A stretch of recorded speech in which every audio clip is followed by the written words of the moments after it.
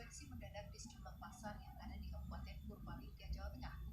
Petugas kemudian melakukan uji kandungan terhadap sejumlah makanan yang dijual di pasar tersebut. Hasilnya cukup mengejutkan. 6 jenis makanan diketahui mengandung rodamin B atau zat pewarna tekstil. Keenam makanan tersebut yakni kerupuk singkong, kerupuk jantir, kerupuk bawang, kerupuk air mancur, dan donat kering. Meski diketahui mengandung zat berbahaya, namun petugas tidak melakukan penyitaan. Ternyata banyak merugikan masyarakat.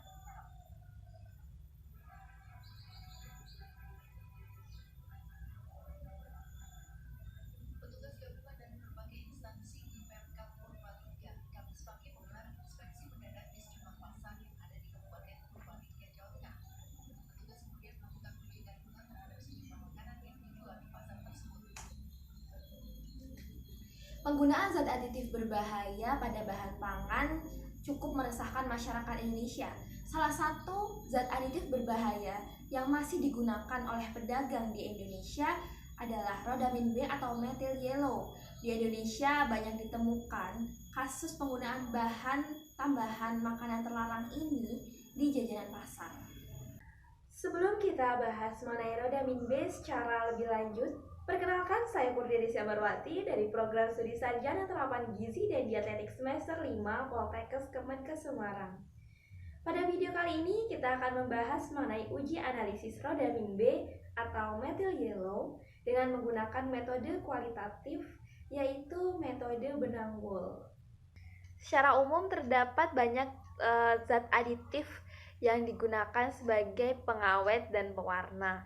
Zat aditif ini digunakan untuk meningkatkan nilai dari suatu makanan, salah satunya adalah warna. Karena warna merupakan suatu daya tarik untuk menikmati makanan. Tetapi, tahukah teman-teman semua bahwa tindakan produsen yang tidak sportif dapat mengancam kesehatan kita? Salah satunya adalah penggunaan pewarna tekstil, yaitu rodamin B dalam bahan makanan, yang dimana rodamin B ini sudah dilarang penggunaannya terhadap pangan sesuai dengan peraturan pemerintah. Rodamin B merupakan salah satu jenis zat aditif yang dilarang penggunaannya jika ditambahkan pada bahan makanan melalui peraturan pemerintah, yaitu Peraturan Menteri Kesehatan nomor 239 Menkes nomor 1985 menetapkan terdapat 30 jenis zat pewarna berbahaya dan rodamin B merupakan salah satunya. Rodamin B merupakan zat pewarna berupa serbuk kristal berwarna hijau atau ungu kemerahan, tidak berbau, serta mudah larut dalam larutan merah. Dan rodamin B ini biasa digunakan sebagai bahan pewarna tekstil, cat, kertas, dan pakaian. Kemudian, apa bahaya penggunaan rodamin B sebagai bahan tambahan makanan? Rodamin B ini bersifat karsinogenik dan memacu pertumbuhan sel kanker. Selain bersifat karsinogenik, rodamin B ini menimbulkan iritasi pada saluran pencernaan, mata, dan saluran pernafasan. Apabila di dalam hati, rodamin B ini akan menyebabkan gangguan fungsi hepar seperti kanker hati dan tumor hati. Terdapat suatu penelitian yang meneliti pengaruh rodamin B ini terhadap keadaan mencit, dan ternyata rodamin B ini dapat menyebabkan hiperkromatik nukleus, kemudian degenerasi sel adiposa, dan juga